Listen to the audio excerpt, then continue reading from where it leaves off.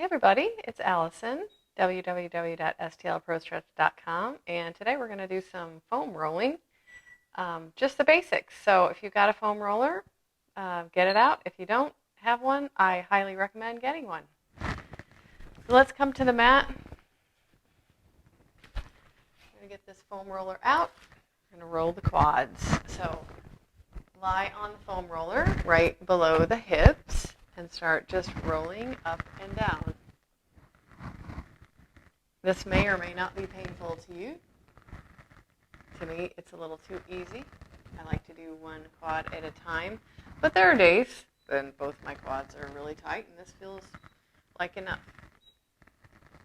So let's get into one quad at a time. For one quad, I'm going to move my foam roller out to the side just a bit, and I'm going to kind of roll a little bit over to the lateral edge of my quad and roll up and down. Now, if I find a spot, invariably I do, where the muscle feels like I hit a bump and then I flip over it, I'm just going to hang out here for a little bit and bend the leg. It's called pin and stretch or shearing. So we're going to roll up and down on that quad till we find that lump. And to just once you find these adhesions, it's going to take about 90 seconds or more for them to release. So don't move through this too quickly, because you will need some time. I can easily spend 20 to 30 minutes foam rolling. It's like giving yourself a massage. You wouldn't want to rush through it in 5 minutes, right?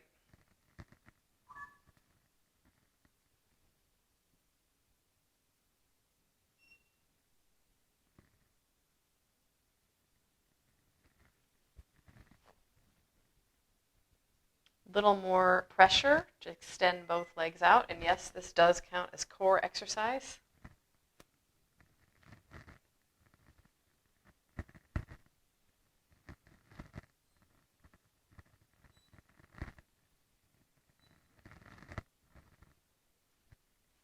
And then we'll move to the other side.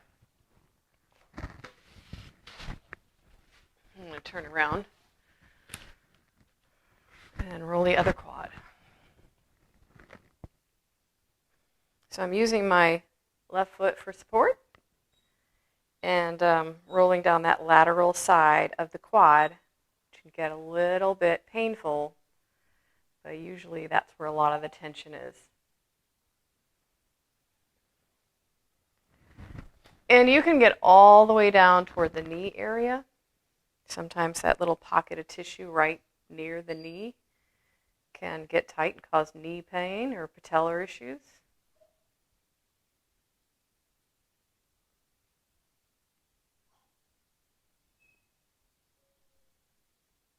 And I can feel I've got a big knot right there. So I'm going to hold it. I'm going to pin it and stretch.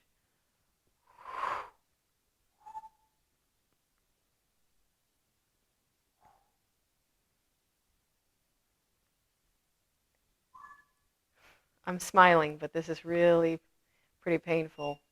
But I know it's going to help me.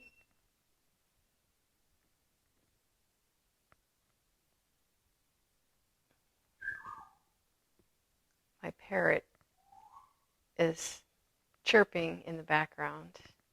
Sorry about that. And I'm moving through this slowly because it takes that much time. Some of my other videos for foam rolling, I kind of move through really quickly, but sometimes if you feel a knot in your quad, you're going to have to just roll through it, like inch through it a little bit at a time.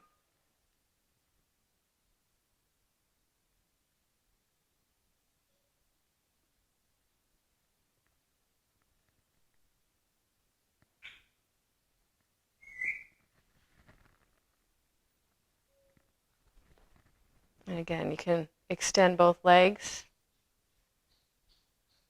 Takes a little core strength to do this, for sure.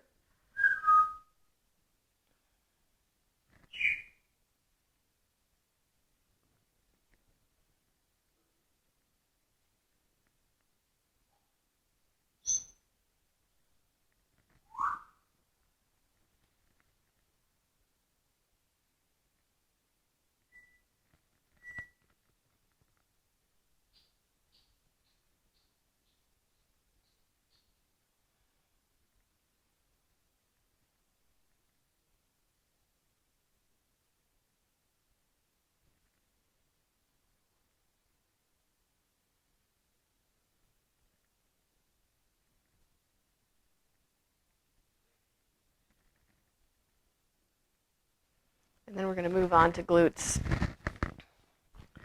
Glutes are pretty easy. You just sit on the thing.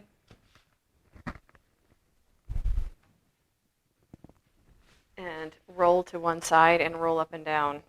If you want to get in a little bit closer to those, you got the glute maximus, which is a huge muscle that houses all the other glute muscles underneath. So if you want to get into those little muscles, you're going to take the hip that you're on and cross that ankle over the other one.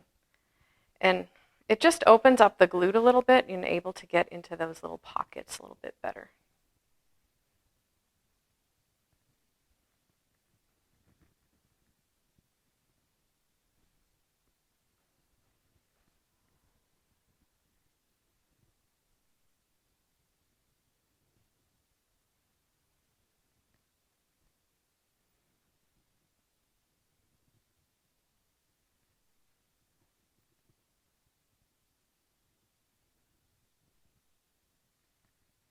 Then we'll switch sides. So roll onto the other hip, roll up and down. Obviously, spend more time on it if you need to.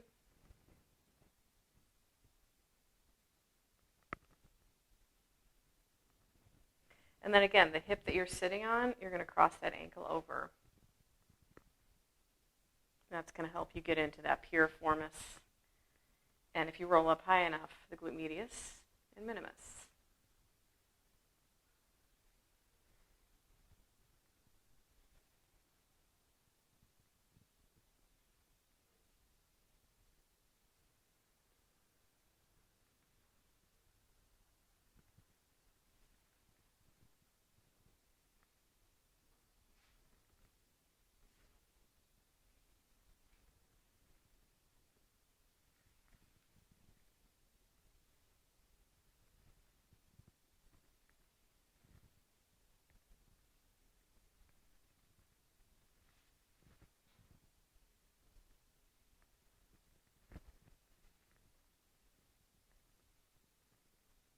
And then we're going to do some inner thigh work.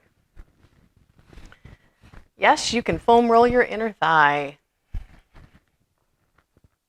So I'm going to take this roller and I'm going to put my inner thigh on it, just like that.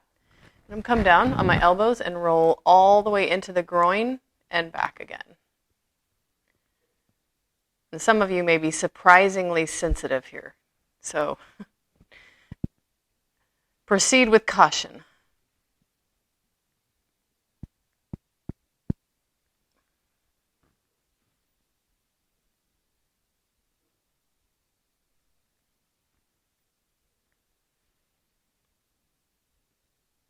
Whew, I'm super tight here, but I'm not going to spend too much time on it.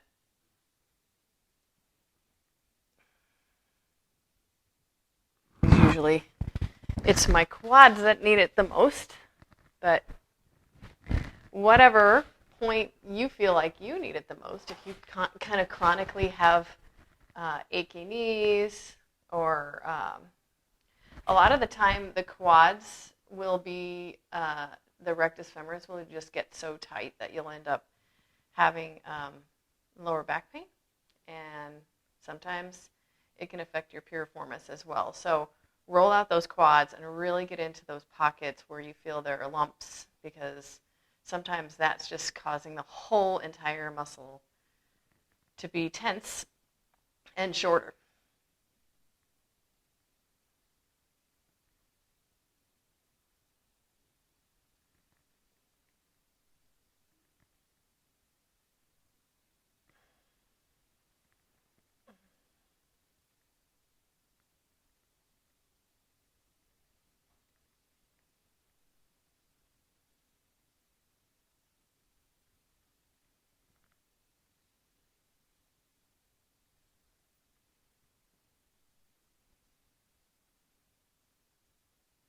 And then I got one more foam rolling technique for you. I don't normally foam roll my hamstrings all that often, but this is a great one to get into this medial hamstring, which a lot of people don't even know they're tight there. I'm going to take the foam roller, and I'm going to put it on my right thigh, and I'm going to kind of roll to the inside edge. I'm going to move the foam roller back so that I have room for my left leg. And I'm just going to put my hands behind me and roll up and down. I've got my heel off the ground if possible. And I'm going to roll all the way up to the fold of the glutes and get into that medial hamstring. You can roll to the center, see how your central hamstring is, or roll to the outside. Just kind of feel it out, see where you've got tension.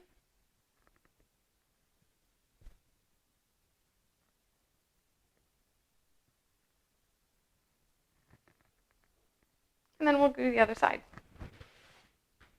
I always feel like hamstrings are hard to foam roll because you need a lot more pressure. They're long, stringy muscles. And unlike the quads, the quads are really sensitive because some of them, there's two muscles on top of each other. So it's a lot of tissue that you're pushing through. Whereas the hamstrings are kind of long and stringy and they can take a lot more pressure.